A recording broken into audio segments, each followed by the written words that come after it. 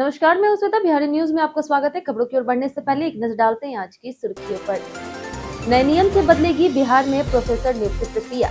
अब 200 अंकों के आधार पर होगा चयन। न्यूनतम आयु 23 और अधिकतम 45 वर्ष।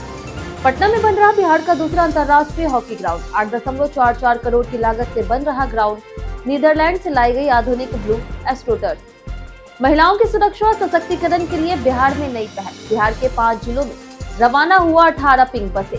बिहार शक्ति पोर्टल हुआ लॉन्च। बिहार में राजस्व अधिकारियों के अनिश्चितकालीन हड़ताल पर सरकार का सख्त रुख। हड़ताली अधिकारियों की मंगाई सूची। वैकल्पिक व्यवस्था लागू और सरकारी सामान वापस लेने के दिए गए निर्देश। भारत ने T20 वर्ल्ड कप 2026 में तीसरी बार रचा इतिहास। गौतम गंभीर ने रविर और लक्ष्मण को सफलता का दिया श्रेय। कहा, टीम की सफलता उनके मार्गदर्शन और सेंटर ऑफ एक्सीलेंस के कारण संभव हुई। चलिए एक नजर डालते शाम तक की बड़ी खबरों की ओर विस्तार से। बिहार विश्वविद्यालयों में जल्द शुरू होगी नई नियम से प्रोफेसर भर्ती। बिहार के विश्वविद्यालयों में सहायक प्राध्यापकों की नियुक्ति प्रक्रिया में बड़ा बदलाव प्रस्तावित है। नई नियमावली के तहत चयन 200 अंकों के आधार पर होगा, जिसमें 160 अंकों की वर्णनात्मक लिखित परीक्षा और 40 अंकों का साक्षात्कार शामिल रहेगा। न्यूनतम आयु 23 वर्ष और अधिकतम 45 वर्ष तय की गई है। नेट, JRF और PhD को केवल पात्रता माना जाएगा। इनके लिए अतिरिक्त अंक नहीं मिलेंगे। नियुक्ति प्रक्रिया बिहार राज्य विश्वविद्यालय सेवा आयोग के माध्यम से होगी और इंटरव्यू बोर्ड में प्रोफेसर रैंक के सदस्य होंगे। कुलपतियों से 10 दिनों में सुझाव मांगे गए हैं और सहमति मिलने पर नियम जल्द लागू हो सकते हैं। पटना में बन रहा बिहार का दूसरा इंटरनेशनल हॉकी ग्राउंड।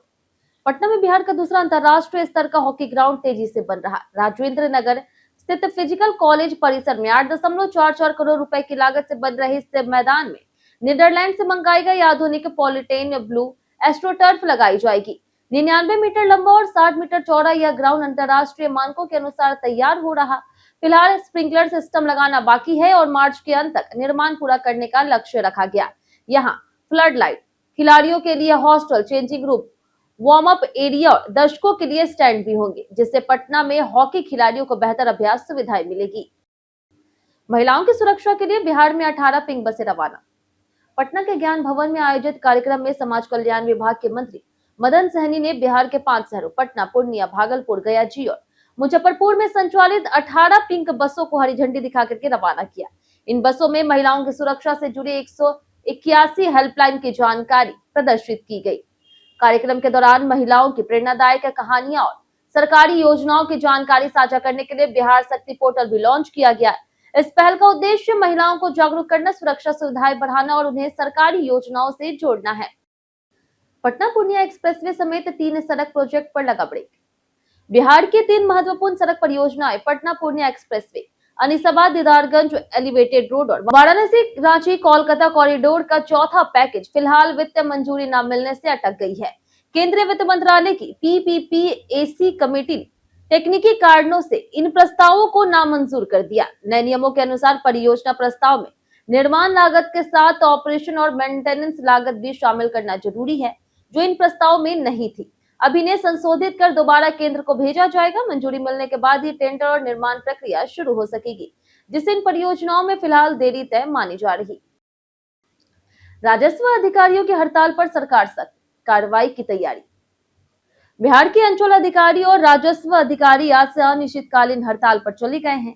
इससे पहले फरवरी 2026 में भी वे हड़ताल पर गए थे, लेकिन सरकार से वार्ता के बाद काम पर लौट आए थे। इस बार सरकार सख्त रुख दिखा रही। राजस्व और भूमि सुधार विभाग के प्रधान सचिव CK अनिल ने सभी जिलाधिकारियों से हड़ताली अधिकारियों की सूची शाम 6 बजे तक भेजने को कहा। विभाग ने स्पष्ट किया कि सरकारी कर्मचारियों के लिए हड़ताल मौलिक अधिकार नहीं है। साथ ही वैकल्पिक व्यवस्था लागू करने और हड़ताल पर गए अधिकारियों से सरकारी सामान वापस लेने का निर्देश दिया गया। बिहार का पहला हाईटेक गुड़ निर्माण प्लांट गोपालगंज में खुला। गोपालगंज जिले के पंचदेवरी प्रखंड स्थित खालगांव में बिहार का पहला अत्याधुनिक ऑटोमेटिक गुड़ निर्माण प्लांट शुरू हो गया है। रविवार को गन्ना उद्योग विभाग के अपर मुख्य सचिव के सेंथिल कुमार ने फीता काट करके इसका उद्घाटन किया। वहीं 15 करोड़ रुपए की लागत से 2 एकड़ में बने इस हाई टेक प्लांट में प्रतिदिन लगभग 100 टन गन्ने की पेराई कर 13 टन से अधिक गुड़ उत्पादन संभव है। यह राज्य के गुड़ उद्योग को आधुनिक रूप देने और किसानों को प्रोत्साहित करने की दिशा में महत्वपूर्ण कदम है। बिहार में ईंधन की कमी नहीं, तेल कंपनियों ने दी सफाई। पेट्रोल डीजल की कमी की अफवाहों के बीच तेल कंपनियों ने साफ कहा है कि बिहार में ईंधन की आपूर्ति पूरी तरह सामान्य है। इंडियन ऑयल, भारत पेट्रोलियम और हिंदुस्तान पेट्रोलियम के सभी पेट्रोल पंपों पर पेट्रोल डीजल की सप्लाई निर्बाध जारी है। अप्रैल 2024 से मार्च 2025 के बीच राज्य में 23.27 लाख मीट्रिक टन डीजल और 11.17 लाख मीट्रिक टन पेट्रोल की खपत दर्ज की गई। फरवरी 2026 में भी खपत सामान्य रही। वहीं अधिकारियों ने लोगों से अफवाहों पर ध्यान न देने की अपील की है। वहीं घरेलू एलपीजी सिलेंडर के दाम 60 रुपए बढ़ा करके 951 से 1011 रुपए कर दिए गए हैं। गैस डिलीवरी पर नई दर भी लागू होगी।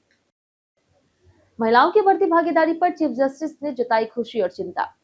पटना के गायघाट स्थित बिहार न्यायिक अकेडमी में न्यायपालिका में महिलाओं की भूमिका पर विशेष समारोह आयोजित किया गया। कार्यक्रम में पटना हाईकोर्ट के मुख्य न्यायाधीश संगम कुमार साहू मुख्य अतिथि के रूप में शामिल हुए। उन्होंने न्यायिक सेवा के प्रवेश स्तर पर महिलाओं की बढ़ती भागीदारी की सराहना की, लेकिन जिला जज स्तर पर उनकी कम संख्या पर चिंता जताई और इसे बढ़ाने की जरूरत बताई। समारोह में न्यायाधीश राजीव रंजन प्रसाद और सोनी श्रीवास्तव समेत कई न्यायिक अधिकारी शामिल हुए। वक्ताओं ने महिला सशक्तिकरण, समान अधिकार और समाज में सकारात्मक सहयोग की आवश्यकता पर भी विचार साझा किए। बिहार में टैक्स न चुकाने वाले ईंट भट्टों की बनेगी सूची। बिहार में 6000 से अधिक ईंट भट्टों में टैक्स भुगतान में बड़ी लापरवाही पाई गई है। खान और भूतत्व विभाग की समीक्षा के अनुसार केवल 3200 भट्टों ने समय पर टैक्स जमा किया, जबकि लगभग 2800 भट्टों ने शून्य टैक्स दिया, जिससे सरकारी राजस्व को नुकसान हुआ। विभाग ने क्षेत्रीय अधिकारी को निर्देश दिए हैं कि वे टैक्स न देने वाले भट्टों का निरीक्षण करें, दस्तावेज जांचें और सूची तैयार करें। निरीक्षण रिपोर्ट 15 मार्च तक जमा करनी होगी। बकाया टैक्स वसूलने और नियमों का पालन सुनिश्चित करने के लिए सख्त कार्रवाई की जाएगी। पटना नीट छात्रा केस में मोबाइल देरी पर सीबीआई सख्त। पटना के चर्चित नीट छात्रा मामले में सीबीआई ने जांच फिर से तेज कर दी है। एजेंसी खासतौर पर छात्रा के मोबाइल फोन को फॉरेंसिक जांच के लिए भेजने में हुई देरी की पड़ताल कर रही। इसी मामले में निलंबित थानेदार रोशनी कुमारी और एसडीपीओ अनु कुमार से दोबारा पूछताछ की तैयारी है। सीबीआई मोबाइल की पूरी कस्टडी, चयन, जब्ती सूची, केस डायरी और अधिकारियों के बयानों का मिलान कर रही। जांच एजेंसी यह पता लगाने की कोशिश कर रही कि देरी प्रशासनिक लापरवाही थी या फिर जानबूझ के की गई थी। मोबाइल से मिलने वाला डेटा मामले की सच्चाई सामने लाने में अहम माना जा रहा। चिराग पासवान को मुख्यमंत्री बनाने की मांग, पटना में लगे पोस्टर। पटना में चिराग पासवान को मुख्यमंत्री बनाने की मांग को लेकर के पोस्टर लगाए गए, जिनमें लिखा है, ना दंगा हो ना फसाद हो, बिहार का सीएम सिर्फ चिराग हो। यह पोस्टर लोक जनशक्ति पार्टी रामविलास के नेताओं की ओर से लगाए गए हैं। पोस्टरों में उन्हें युवा नेतृत्व के रूप में पेश करते हुए बिहार का अगला मुख्यमंत्री बनाने की मांग की गई। यह मांग ऐसे समय पे उठी जब सीएम नीतीश कुमार के राज्यसभा जाने की चर्चा के बीच नए मुख्यमंत्री को लेकर के सियासी अटकलें तेज है। एनडीए में कई नामों की चर्चा के बीच अब चिराग पासवान का नाम भी प्रमुख दावेदारों में शामिल हो गया। दिल्ली मुंबई जाने वाली ट्रेनों में होली के बाद भारी भीड़। होली के बाद कामकाज के लिए लोग शहरों की ओर लौट रहे, जिससे ट्रेनों में भारी भीड़ उमड़ पड़ी है। Patna junction, Rajendra Nagar terminal, Pataliputra junction और दानापुर स्टेशन पर यात्रियों की लंबी कतारें देखी गई। दिल्ली, मुंबई, अहमदाबाद, सिकंदराबाद और बेंगलुरु जाने वाली ट्रेनों में सबसे अधिक भीड़ रही। जनरल डिब्बों में हालत बेहद खराब रही। कई यात्रियों को खड़े होकर के और यहाँ तक कि शौचालय में बैठ करके यात्रा करनी पड़ी। विक्रमशिला एक्सप्रेसवे में स्थिति सबसे ज्यादा खराब दिखी। भीड़ को नियंत्रित करने के लिए रेलवे और आरपीएफ ने स्टेशनों पर अतिरिक्त सुरक्षा और निगरानी की व्यवस्था की है। पटना में 908 करोड़ की लागत से शुरू होगी वाटर मेट्रो सेवा। पटना में जल्द ही 908 करोड़ रुपए की लागत से वाटर मेट्रो परियोजना शुरू होगी, जो शहर में यातायात दबाव कम करने और पर्यटन और नदी परिवहन को बढ़ावा देने के लिए है। इसका पहला चरण गांधी घाट से गायघाट तक 10.5 किलोमीटर का होगा। वहीं भविष्य में 10 टर्मिनल और 4 रूट जोड़ने की योजना है। दूसरे चरण में हाजीपुर और सोनपुर तक विस्तार होगा। वातानुकूलित बोर्ड से सीसीटीवी और ऑटोमेटिक लोकेशन सिस्टम से लैस होगी। परियोजना में IWAI और बिहार सरकार का सहयोग है और बोट्स पर्यावरण के अनुकूल डिजाइन की जाएगी। बिहार एसटीएफ ने झारखंड से 2 कुख्यात नक्सली को किया गिरफ्तार।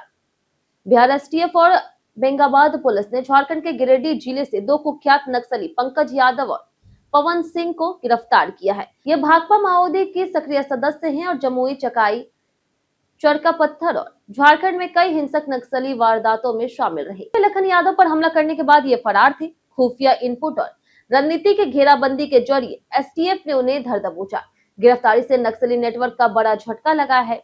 पुलिस अब उनके ठिकानों और सहयोगियों की पूछताछ कर अन्य नक्सलियों का पता लगा रही। T20 वर्ल्ड कप जीत के बाद गंभीर ने इन दो दिग्गजों को दिया श्रेय। ICC men's T20 world cup 2026 जीतने के बाद भारतीय टीम के हेड कोच गौतम गंभीर ने अपनी सफलता का श्रेय दो पूर्व दिग्गजों को दिया। उन्होंने कहा कि यह ट्रॉफी राहुल द्रविड़ और वीवीएस लक्ष्मण को समर्पित है। गंभीर के मुताबिक द्रविड़ ने टीम को मजबूत आधार दिया, जबकि लक्ष्मण ने सेंटर ऑफ एक्सीलेंस के जरिए प्रतिभाशाली खिलाड़ियों की बेहतरीन पाइपलाइन तैयार की। उन्होंने चयनकर्ता अजीत अगरकर और जय शाह का भी कठिन समय में समर्थन के लिए आभार जताया। भारत ने फाइनल में न्यूजीलैंड को हराकर तीसरी बार T20 विश्व कप जीतकर इतिहास रच दिया। बीते दिन हमारे द्वारा पूछे गए सवाल का जवाब आप लोगों में से बहुत लोगों ने हमारे कमेंट बॉक्स सेक्शन में लिख कर दिया है। जिन्होंने हमारे द्वारा पूछे गए सवाल का जवाब दिया उनके नाम है उपेंद्र कुमार, अनवर करीम खान, लक्ष्मी मेहता, संजीव कुमार, विवेकानंद यादव, संजीव कुमार, अभय राज, मनोज वर्मा, रवि मोहन वर्मा, नवीन मिश्रा, सोनी देवी, कामेश्वर सिंह, ललन यादव, राकेश मिश्रा, राजेश कुमार, रंजीत मिश्रा, बारूद पटेल, हरेंद्र सिंह, राजेश शर्मा, नौशाद रजा, अमित पासवान, सत्येंद्र कुमार, विनोद शाह, बाबूलाल मरांडी, गुड़िया कुमारी, अर्जुन राम, आर्यन कुमार, नगेंद्र कुमार, अमरजीत यादव और अमित कुमार। इसी के साथ बढ़ते हैं आज के सवाल की ओर। आज का सवाल है, क्या डिजिटल दुनिया ने आपके रिश्तों को मजबूत किया है या फिर कमजोर? आप अपना जवाब हमें हमारे कमेंट सेक्शन में लिखकर जरूर बताएं। आज के लिए इतना ही। बिहार की तमाम खबरों के साथ बने रहने के लिए देखते रहे बिहारी न्यूज, और साथ ही अगर आप यूट्यूब चैनल पर देख रहे हो चैनल को सब्सक्राइब कर दें, और अगर आप फेसबुक पेज पर देख रहे हैं तो लाइक और फॉलो जरूर करें।